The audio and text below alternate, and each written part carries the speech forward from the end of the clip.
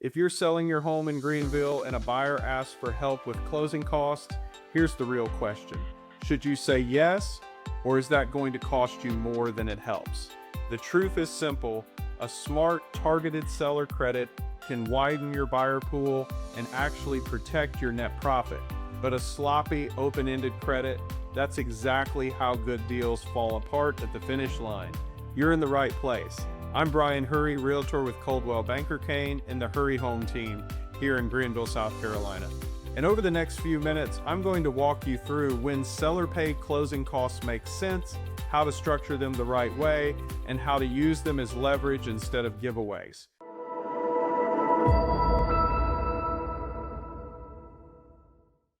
Let's start with why seller credits even exist. Buyers in Greenville, Simpsonville, Greer, and Travelers Rest shop based on monthly payment, not just purchase price. Plenty of buyers can afford your home, but they're tight on the cash needed for prepaid expenses, escrows, and lender fees. A well-designed seller credit reduces that upfront cash and turns a "we love it, but" into a "we're writing today." But here's the key: you're not handing out money to everyone. You're using a credit strategically to get better overall terms or keep a strong deal moving without cutting your price. So when should you say yes? There are 3 smart moments.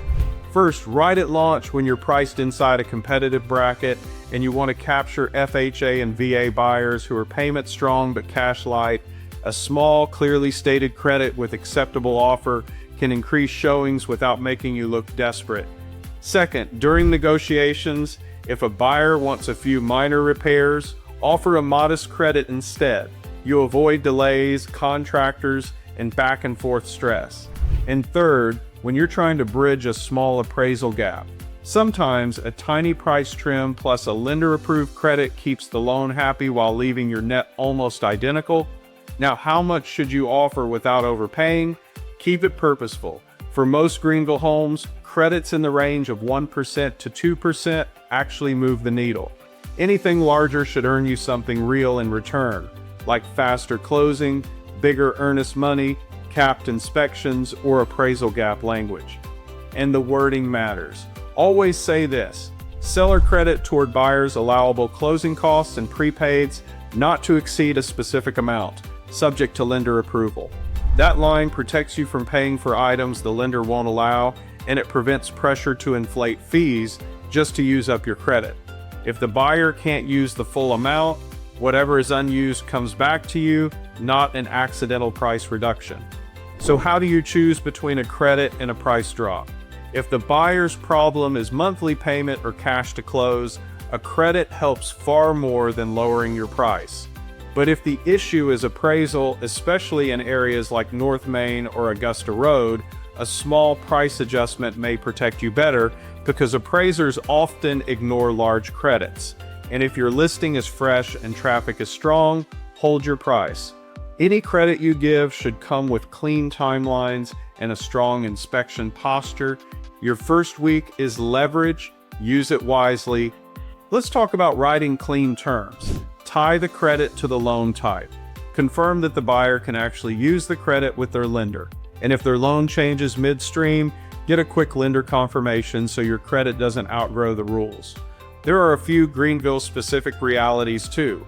Older homes around Overbrook and North Main often flag small safety items like GFCIs, loose rails, or wood rot. Fix those up front and save your credits for real issues. In newer communities around Simpsonville and Greer, punch list items pop up and a modest credit instead of chasing trades can be a win. And if rising insurance premiums are stressing a buyer, a small credit toward points might stabilize their payment. Just make sure the lender allows it.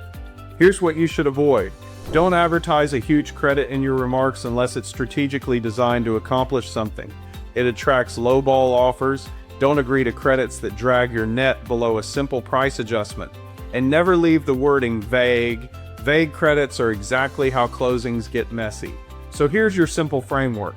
If a targeted lender-approved credit helps the right buyer say yes today and earns you cleaner terms or stronger certainty, go for it. If it doesn't move the needle on timing, appraisal, or clarity, don't use it. Adjust the price or the presentation instead. You're not buying the deal, you're buying speed and certainty. And if you want a customized plan for your home, how much credit, when to offer it, and the exact language that keeps your net protected, I'm here to help. I'm Brian Hurry with the Hurry Home Team in Greenville, South Carolina. Call or text me and I'll map your pricing lane, your launch plan, and a smart credit strategy that turns strong interest into a smooth on-time closing.